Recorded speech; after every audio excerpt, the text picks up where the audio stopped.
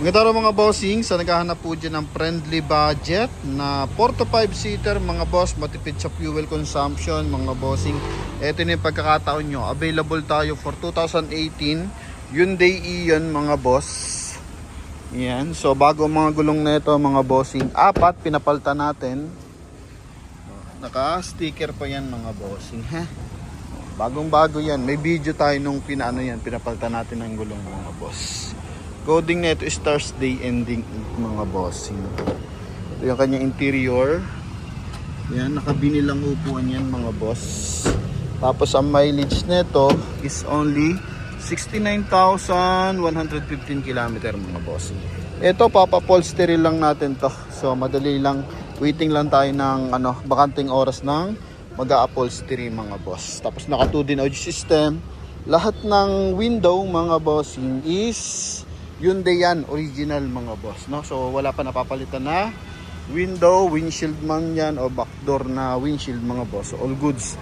Tapos price natin dito only 235,000 mga bossing ha. Sa headlight, buo yan mga boss. Magkabilaan.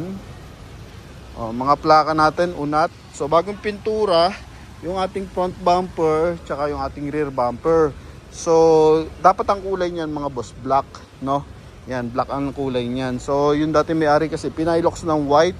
Kaso hindi maganda yung pagkaka-finish. Kaya ito, pinaganda natin. Ito naman, yung fender niya. So, naka-permanent na yan mga boss. Para pwede kang magpalit ng gulong na mas malapad mga bossing or naka-mags. So, ang size ng gulong natin is 13 yan mga bossing, 13 inches. Na naka, wheel cap mga bossing. So, pwede ka rin magpalit ng mags dyan na 13 inches mga boss, no? Okay, ito yung likod. Sa taillight, buo din yung taillight natin mga bossing, ha? Papakita natin lahat yan. Naka-conduction sticker, harap at likod, naka-ring visor pa siya. Ito mga boss. Punta muna tayo sa interior. So, naka-power window mga bossing sa front area. Yan, so responsive parehas yan. Sa mga nagtatanong kung kaya ba nito Baguio, Mindanao, so kaya to mga bossing, no? So kung di nyo tatanong, since 2016 ata may 13 ata nito na Hyundai Ion hanggang 2018 ang pinakalas. So ito yung last version mga bossing. Talaga namang ito yung kalaban lagi ng Toyota Wigo mga boss, kasi nga sobrang tipid nito sa fuel consumption. Raging 22 km per liter to mga boss. So kung nagtitipid ka sa gasolina mga bossing, ito, or pang coding naghahanap ka, ito mga boss, recommended natin ha. 2D audio system, so audio video na yan. Tapos yung dashboard natin, buo po yan. Okay, tapos sinala natin bagya. Sa ceiling naman natin, kulay gray yung ceiling. Ito, may din siya mga bossing, may sun visor. Yan ha. Yung upuan. So sa front passenger side, so wala tayong dapat palitan. Maayos. Tsaka to mga bossing, hindi masyadong gamit. Dito lang yan sa driver side lang. So manual transmission, naka 5-speed manual transmission to. Sa baba, meron din naman siyang 12 volt socket mga bossing, no? Yan, so naghanap dyan ng friendly budget. Ito, the best to mga bossing. Kahit isang probinsya nyo sa Pilipinas to dalhin, maayos to. So pakita natin yung kanyang engine bay. So ang makina na ito mga bossing, naka timing chain na rin to. And 800cc to mga boss, kaya matipid sa fuel consumption. Yan ha, 800cc. Okay, so walang tagas yan. Yung nasa ilalim na yan, tubig ng aircon. Yung nasa sahig. Yan, so maganda magtubig ang aircon nito. Walang putol na panel. Okay, pati dito sa hood. Naka-timing chain na. 3 cylinder mga boss. Ha? Talagang antipid sa fuel consumption niya. Noong nakaraan, bumili sa atin ng Toyota Rush, Legazpi Albay. So, ito yung sinervice namin. Paikot-ikot ng Ortigas Center kasi nagpapapalit kami ng dollar mga bossing. So, wala agad kami mapapalitan kasi kalahating milyon, so di kaya ng bangko. Okay, so nag-ikot-ikot kami. Ito yung service namin. Ang sarap gamitin, kaya tuwan-tuwa yung ating mga buyer na nakaraan kasi nga, kumbaga, pasingit-singit kasi nga ang liit naman mga boss. Okay, so pwede rin to for long drive mga bossing. Uwi nyo na Mindanao, Bicol, all goods to mga boss. Yan, ha? Ito lang may mga konting gas-gas pag naglalagay ng bagahe, so normally naman na yan. Pero maayos ang mga upuan natin, ha? Pati dito. Mura pa mga parts na ito mga bossing. Tsaka quality ng Hyundai yan mga boss. Isa sa pinakamaganda nilabas to ng Hyundai. O, buo yan lahat mga boss. Okay, so yun lang naman. Ano po ba ang concern natin dito? Ito, malamig yung aircon dito sa likuran. Naka-manual lang to mga bossing pag second row. Ayan, naka-manual siya. Naka-central lock din to, may alarm mga bossing, ha? Okay, kung may estudyante kayo or nag-oopisina kayo mga boss, kailangan nyo ng pang-coding. Ito mga boss, mare-recommend natin tong maayos talaga.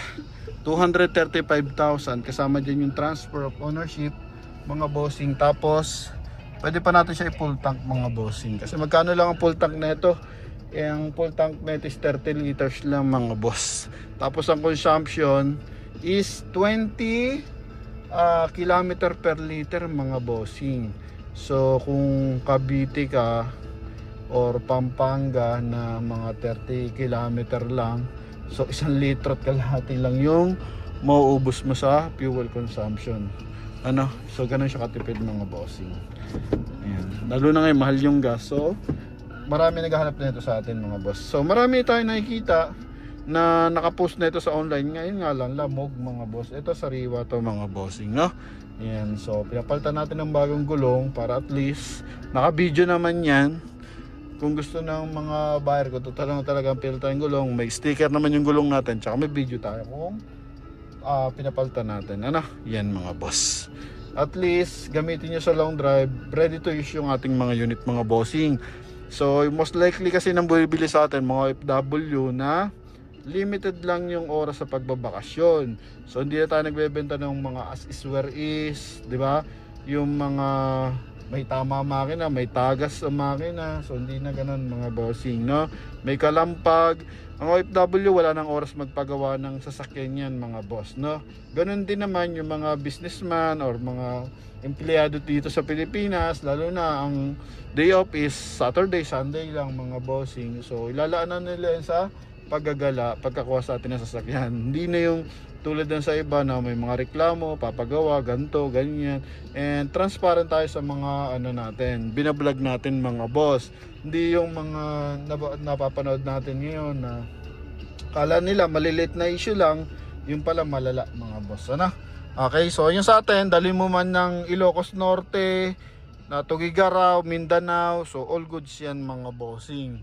Okay, makakarating at makakarating yan doon. Hindi yan yung kakalabas mo pa lang ay tumirik na mga boss. So yung mga sasakyan natin, tinitest drive natin yan bago i-review, tsaka check na rin natin yan mga boss. Ano? So yun lamang mga bossing sa lahat ng mga interesado sa ating Hyundai Ion 2018 model mga boss. So 235,000 kasama full tank and kasama ang transfer of ownership mga boss. Ano? So lagi nating sinasama yung transfer of ownership mga bossing kasi may mga nagbebenta na yung mga unit may mga concern, may mga huli, may mga duplicate na RCR. So at least para pag ganun maagapan natin yung concern sa papers mga boss. Hindi nyo nahagilapin si Promote PH pagdating ng 1 taon, 2 taon na ganto ganyan, di ma-transfer, expired ang ID, may different signature mga bossing. So tayo, klarado na. Kinaklaro na natin mga boss. Ano? At medyo maliit lang kitain para at least matransfer lang natin sa ano mga bossing, sa makakabili. So, okay? So, yun lang mga boss para may peace of mind tayo. Pag nagta-travel, mga bossing, at least kampante tayo. Sa naka-under sa relatives natin yung sasakyan, sa pangalan ng relatives or sa pangalan mo mismo. So, ganun tayo magbenta mga boss. No? Yan, so yung ating buyer ng Toyota Rush ay nakauwi na ng Bicol, isang full tank tsaka kalahating tangke pa yung kinarga nila mga boss. Tapos yung Mindanao naman natin, yan nakarating naman na noong nakaraang linggo pa. Tapos most likely yung mga bumibili sa atin malalayo, yan mga La Union, mga OFW kalimitan yung contact nila mga boss. So ito mga boss, all goods naman yung mga unit natin. So yun lang, sa mga gusto mag-inquire, tawag na sa ating contact number na sa screen, connected dyan ng Viber and WhatsApp. Sa mga hindi pa nakapag-subscribe mga boss, pa-subscribe na, and sa ating Facebook page, mag-follow na kayo mga boss. Thank you!